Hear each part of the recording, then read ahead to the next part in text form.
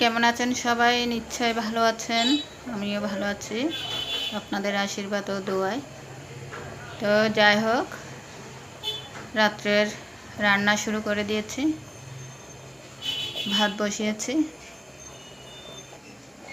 চিংড়ি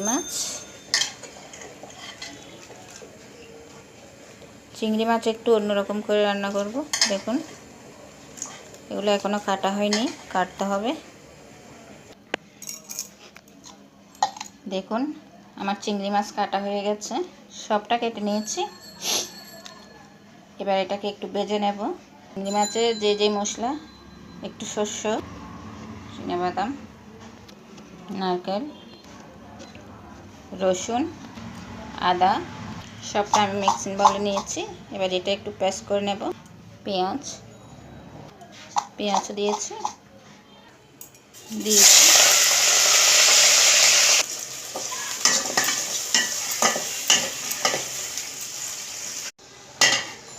তো দেখুন, আমার চিংড়ি মাছ ভাজা হয়ে গেছে।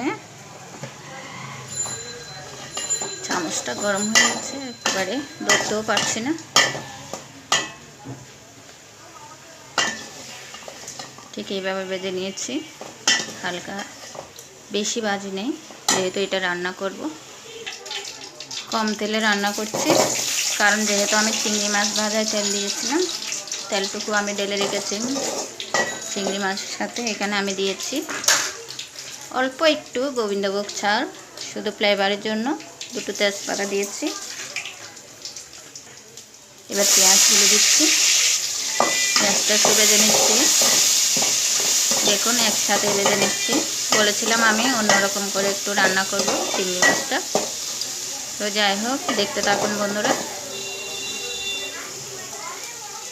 হলুদ, এখানে আমি গুঁড়ো মরিচ কম দিচ্ছি, কাঁচামরিচ দেবো, সে জিরা গুঁড়ো।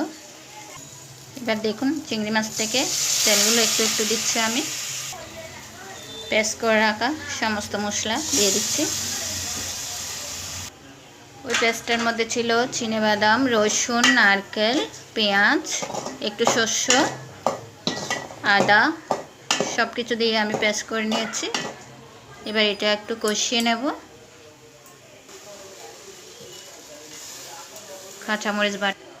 তো বন্ধুরা, আমার ভিডিও, আমার রান্না দেখতে কেমন লাগে আপনাদের অবশ্যই বলবেন, কমেন্ট বক্সে জানাবেন। তো